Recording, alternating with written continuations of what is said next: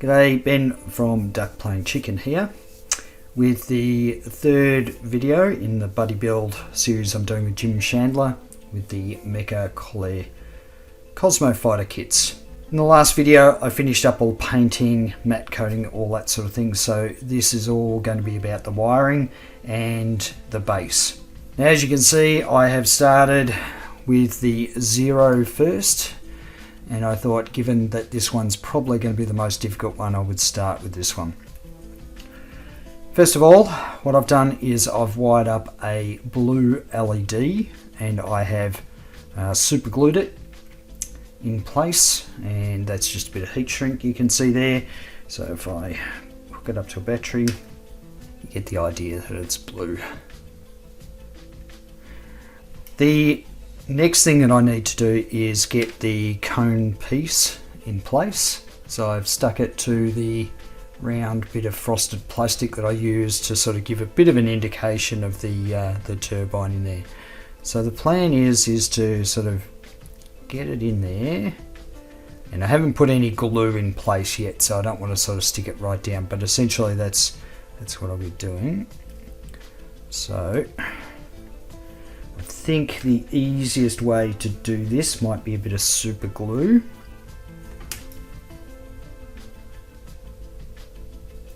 So I'm going to get some super glue on the end of a toothpick.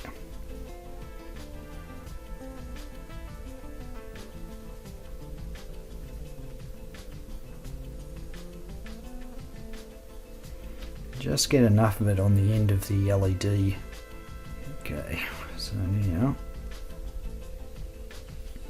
of course, I've got to try and get it so that the cone is centered before the glue sets up. Now, of course, I've got no idea how this is going to look until I turn the LED on. So let's see. Okay, so here we go.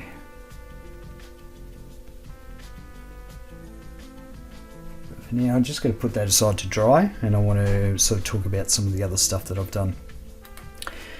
As far as the bases go, I'm going to be using these. These are PVC plumbing caps, and before they're painted up, they look like this. These are 50mm ones. They're just PVC. They're used to cap the end of a PVC pipe. They're very cheap and they're very sturdy. The only problem with the ones that I get locally, they've got this sort of embossed logo on it, brand, so I just have to sand that off, but the rest of it's really nice and smooth. Seems to take the lacquer based acrylics really well, and so I've got a hole drilled in the side there where the switch will go, and also the metal pipe will go in the top there. And so this is really sort of narrow gauge pipe. I don't know if we can see. Here we go, see through all the way through it. So I've got to get two very narrow wires through that, and of course that'll go down the bottom of each ship. And I've cut a slot in each one. This is, I did this just with a hacksaw, and the reason that that's there is because if I put it in, it's going to mean the wires have a channel to go through before they go down the pipe. The problem is if you don't have that slot in there, they can get caught up on the edge of the pipe, and you know, it could potentially tear at the insulation and short it out, and of course we don't want that. So I've just cut that sort of that slit in the top of each one, and of course I've done this for each of the ships. I do have slightly different positions of holes, so I've sort of indicated on them what they are. This is a Tiger 2, it's sort of in the center. The Zero is going to be almost in the center as well. For the Falcon, it's actually mounted sort of more towards the back. So there's slightly different mounting holes, and it was more just eyeballing it to see how it would sort of look, but I wanted it to be, I didn't want the ship hanging right off the edge of the base or looking a bit strange, so that's what I've done there. So you may be able to see a little bit of blue light coming out of the back there around where the wires come out for the LED. So I'm just going to light block that, and I'm going to be using this. This is just fabric paint, and I know plenty of modelers use this stuff for light blocking. The reason being is that the pigment's quite dense, so it works really well for preventing light leaks. So I'm just going to take a little bit of it and put it around the base here. And of course you need to test it, because once this all gets sealed up, I'm not going to have another opportunity to fix it up. Maybe a little bit hard to see on camera, but I'm still getting some light come through. So now you're probably thinking, why worry about it? Because this attaches to the back of the fuselage, but there's actually a bit of a gap at the back where light could potentially come through, so just want to make sure. And that looks pretty good. So we have the two doors for the undercarriage. I need to slot them in place. Now's probably the best time to do it. And of course they are fiddly.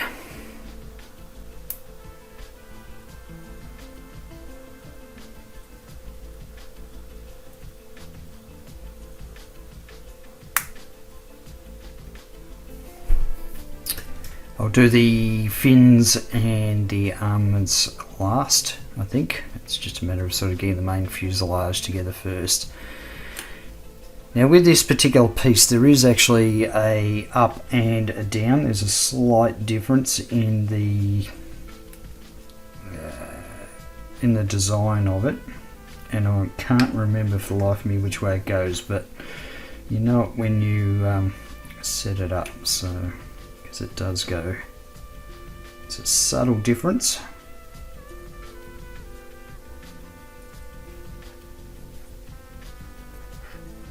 And when I was doing some super gluing, there's a bit of super glue got in there, and it's preventing it from going into place properly. So I'll just scrape that out.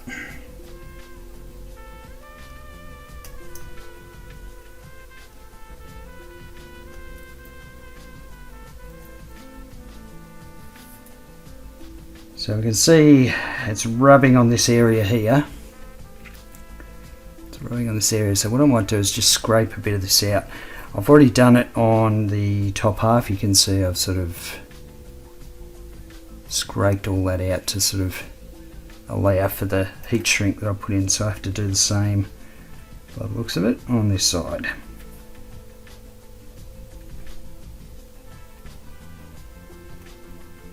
The way this is put together, you can't sort of, set the engine up here, glue it in place, and then put the other half on. It actually slots in, so I have to take it apart slightly, put the rest of the fuselage on.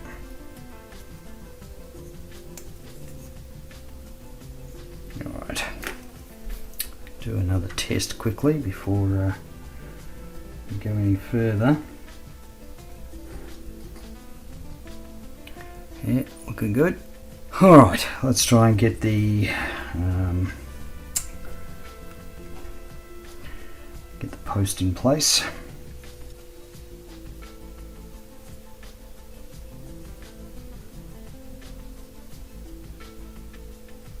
Alright, I think we're nearly there. These fins in place. There's nowhere to nowhere to grab this thing and squeeze parts without potentially breaking pieces off, so it's quite precarious. But I reckon we're pretty close. Get the missiles on, and these things are going to be problematic, I think, because they don't have they have this tiny little indent that's sort of supposed to match up to one of these.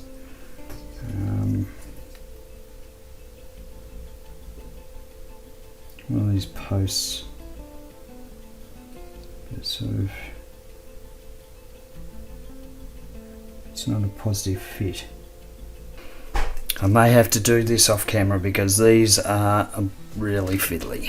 So I'll be back in a tick.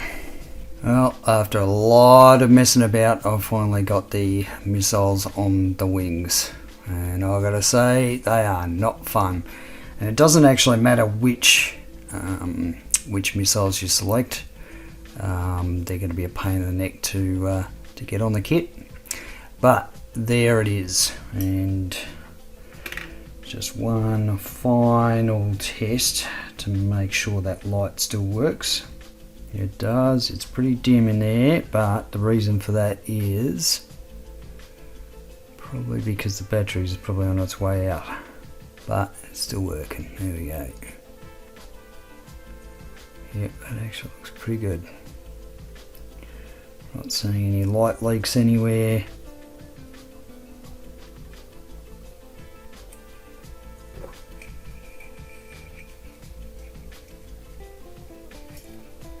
So I'm going to wire up all the switches and batteries and everything at the same time for all of them. But just while the glue's setting and what have you, that's pretty much what it's going to look like. Onto the lighting for the Tiger 2. There's the bottom part of the fuselage, and the wires will sort of feed along the spine of it, and then down through the guts of the cockpit, out through this hole down to the tube and the base. So this is the top part, and I need to get the LEDs glued in behind those two holes there. I'm sort of at two minds as to how I'm going to go about this, whether I use UV resin or whether I use super glue, and I think for this one I'm going to use super glue, just because I might be able to get it set a little bit quicker. I really want to just set the LED sort of right in there over the hole. Okay, so what I'm going to do is I'm going to dunk the LED in some super glue.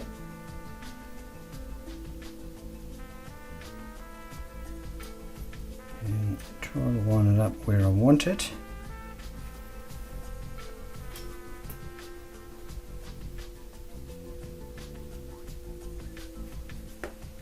And put some kicker on it.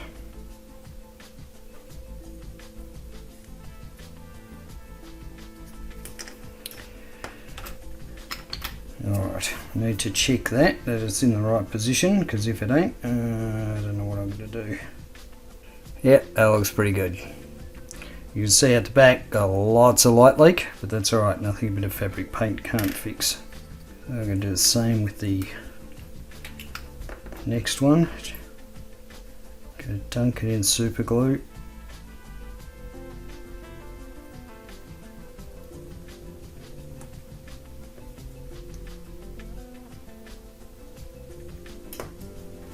Just a drop of the kicker.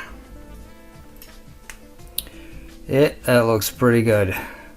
So of course these are white LEDs, and what I'll be doing is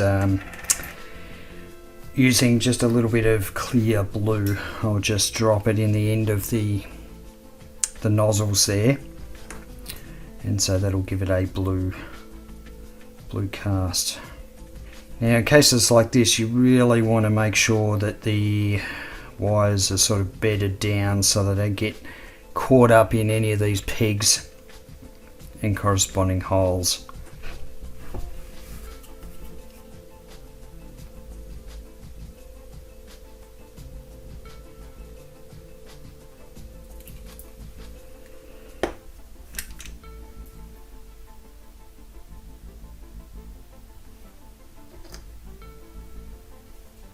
Alright, so that should be enough to hold the wires in place just while I sandwich it all together. But before I sandwich it all together, I've got to deal with the light blocking behind it. So again, I'm just going to use a bit of fabric paint. You're pretty generous with it. Now, given that this, the fuselage has had a couple of coats of paint on it, you're probably not going to see much light come through, even if it wasn't light blocked, but I like to play it safe. A little bit leaky on the side there.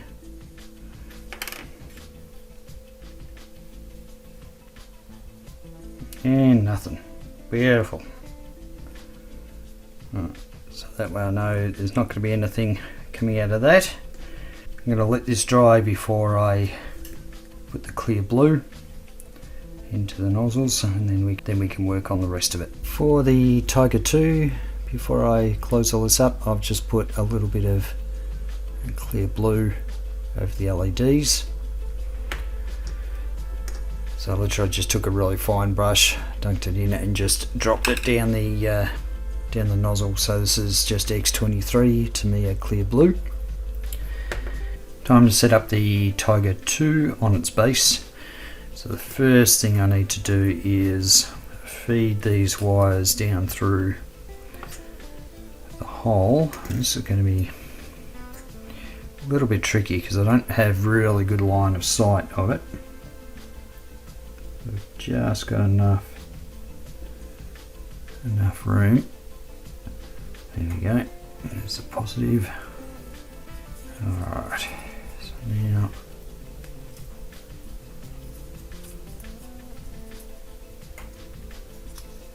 that's what we want. Gently fit these two halves together. And we're there. Alright, so the next step is to feed the wires down the post.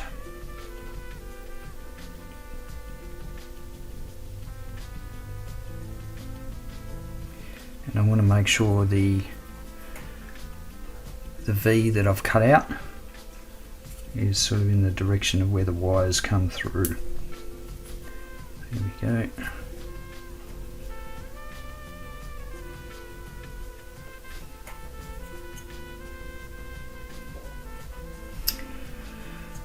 Alrighty, now to put the armlets and everything in place, and it's where we've got this. This is the front, and here's the back. So just need to make sure I get it around the right way.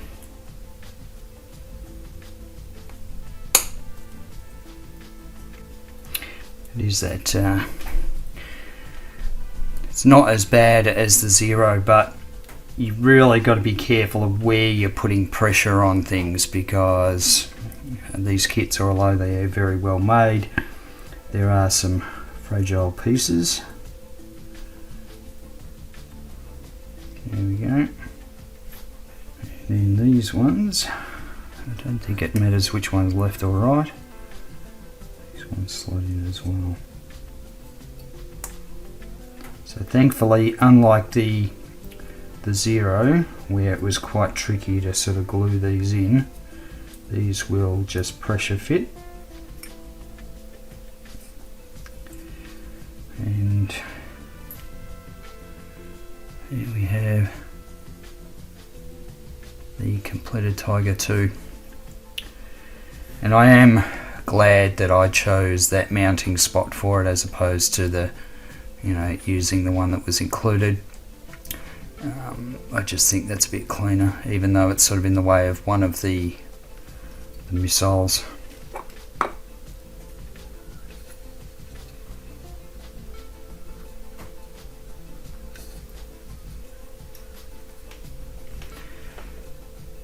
Yep, once we get the switch in there, and it'll be all lit up. That'll look pretty good. Time to install the lights on the Falcon. Similar to what I did on the Tiger, I'm just going to dunk the LEDs in super glue and set them up with some super glue accelerator.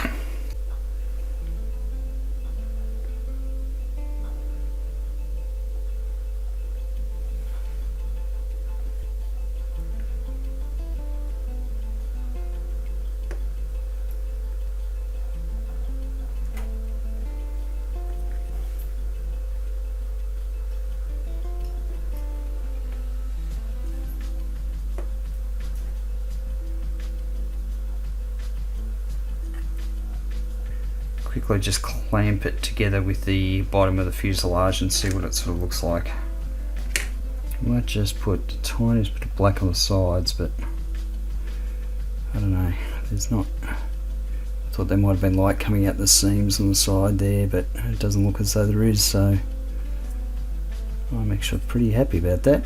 Okay, well, that is definitely the easiest one out of the three. So now it's just a matter of getting some clear blue to colorize the LED.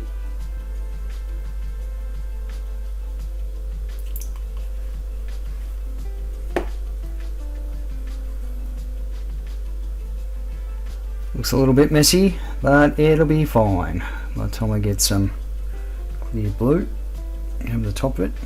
So same as the Tiger, I'm going to use some Tamiya clear blue over the LEDs just to give it that blue glow.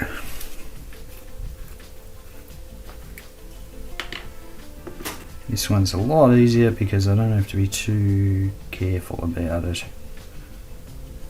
That's it, that's what I'm after. Alright, so again it's just about threading the wires through the post hole. Yep, we've got all kinds of musical chairs here. There we go.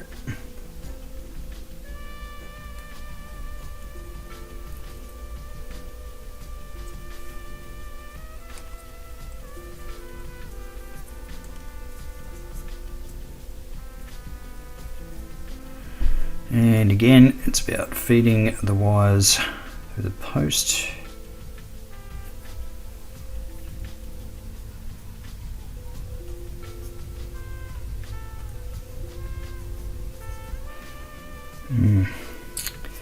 Just look at that, I think maybe I've got that around the wrong way.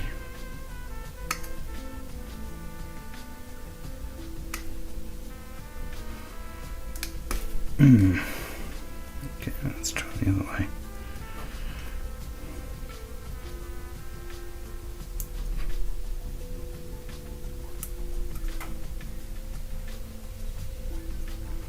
That's better.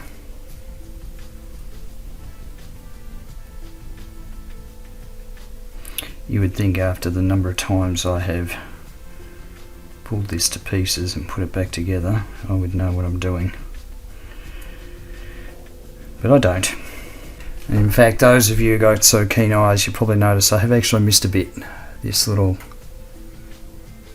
detail near the sticker there that's actually supposed to be dark grey, which I didn't sort of realise till after I'd done the majority of the painting, so I thought, yeah,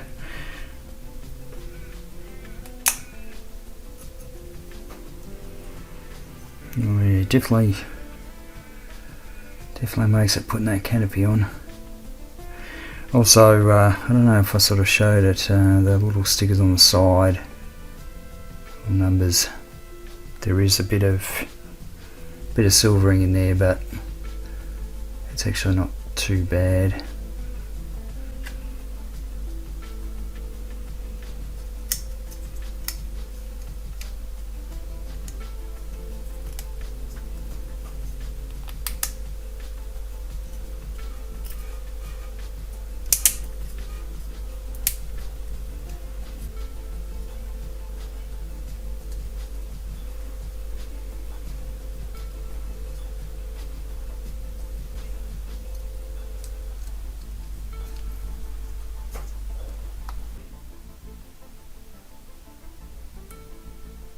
I did sort of consider putting these on, you know, gluing them in place, but I thought, oh, I'm going to end up breaking them.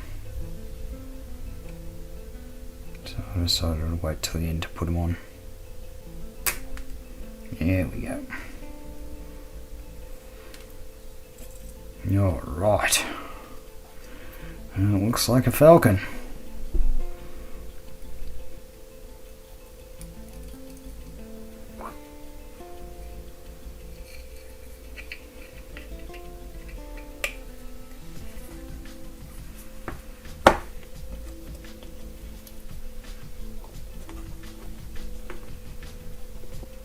There we go. I'm going to show the process of soldering up the battery and the switch for one of these kits. I think you only need to see me do it once. But I just want to quickly explain what I'm doing. It's a very simple circuit, but I understand there's some people out there who aren't, really confident with electronics and might be interested to know how to set up a basic switch. So I'm using a coin cell battery holder, and it's a bit hard to see, but there's one side that's negative and the other side's positive.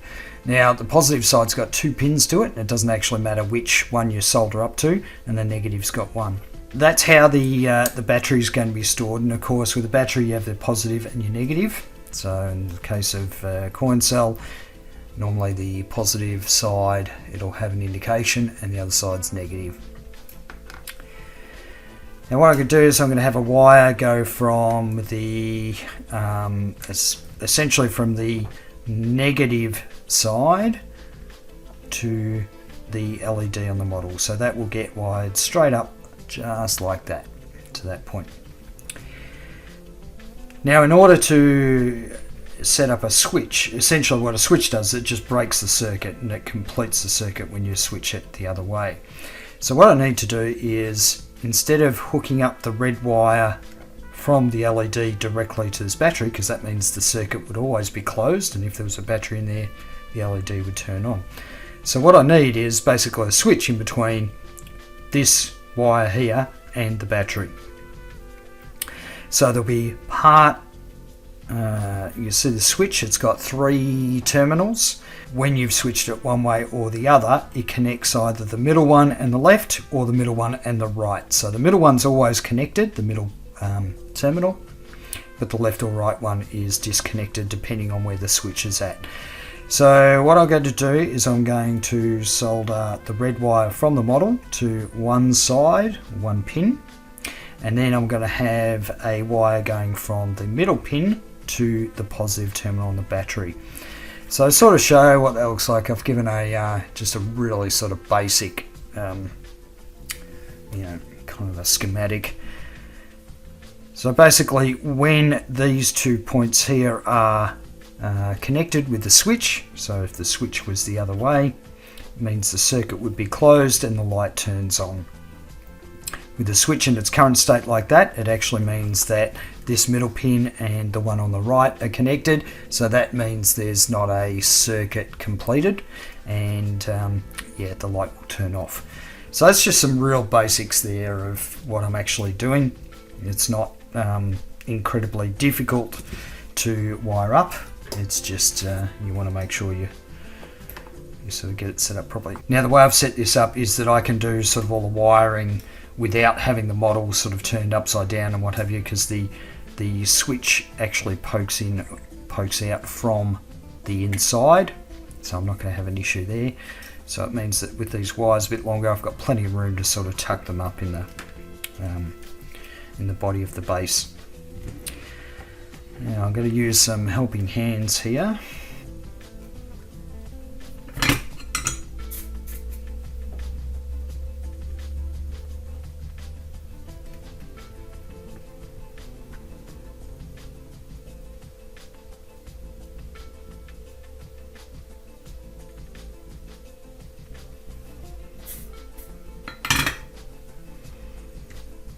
Right, so nothing overly complicated there. One thing to keep in mind though is that, I mean, for something as simple as this you may not need it, but I use heat shrink. Where I've soldered them, it just stops any possibility of a short circuit happening. And I use one of these portable butane blowers. You can see as I apply heat, it wraps around the wire and keeps it insulated. Okay, so if we have a look at the diagram, I've got the positive terminal, and the next thing is to basically put it to one side of the switch.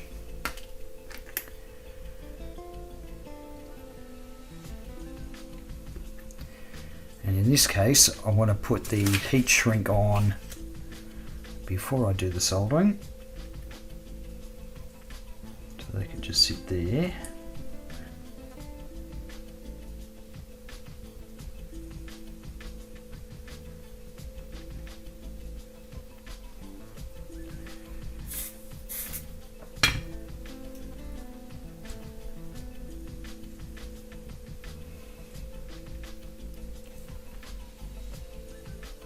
Nothing special there. This is where the positive from the battery, the positive from the LED goes to the middle point on the switch. And again, I want to make sure I've got some heat shrink on before I solder that.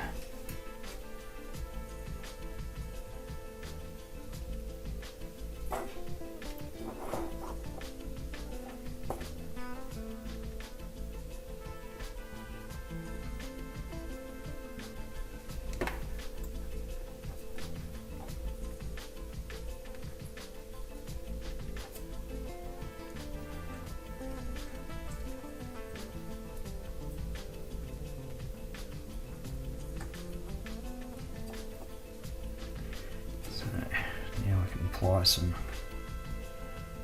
heat.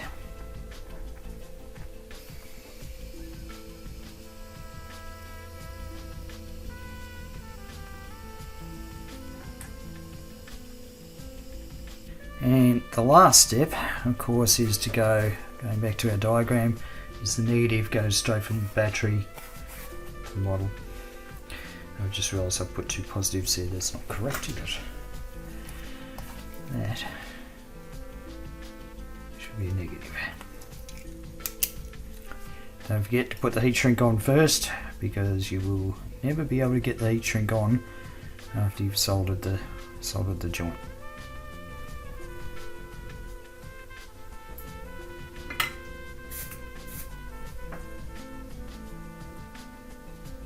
Look, I'm just checking whether it's what's going on here. Tangled up. For those of you who watch my series on the multi-deck carriers and the Mecha Colle kits that I built, this is exactly the same process that I used for those.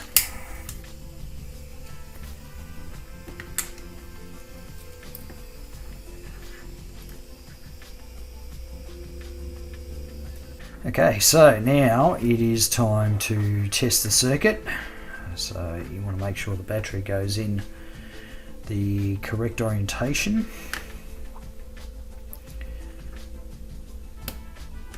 Okay, so you can see the lights turn on. I'll flick the switch the other way, the lights go off. A nice simple switch circuit.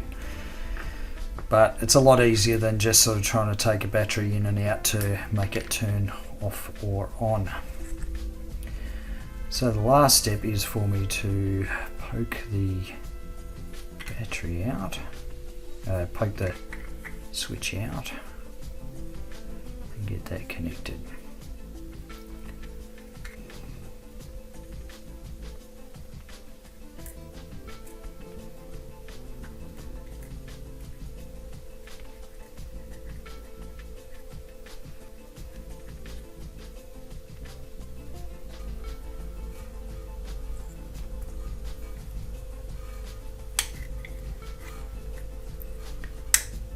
Okay, switch goes up, it's off, switch goes down, it's on.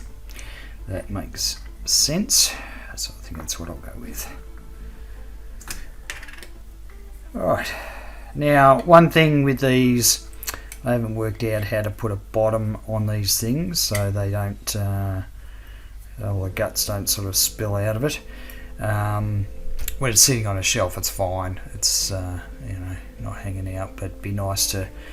Unfortunately, I haven't been able to find something 50mm PVC that sort of slots in nicely in the bottom. But I'm sure I'll find something one day, even if I just use a bit of styrene or something. But for now, I'm happy with that. So that's the process I'll be going through with the other two. Once I've got that done, it will be time for the glamour shots. So again, I want to say thank you to Jim Chandler for the idea of this buddy build. It has been a lot of fun. Some things have been a bit frustrating, especially with the stickers and the lighting for the Zero, but I'm really happy with the results. And yeah, these Mecha Colle kits, I can't recommend them enough. They're just so much fun. You can go to whatever level of detail you want to. And ideally you could sort of get them done in an afternoon. Now, to give you an idea of how many hours I've spent on each of these models, I've probably spent on average maybe about 10 hours on each, and a lot of that is the masking and also the working out of how I was going to do the lighting. So the actual painting itself didn't take that long, nor did the markings, but most of the time sort of goes into the masking. So yep, on to the glamour shots. I'll see you in the next build series. Bye.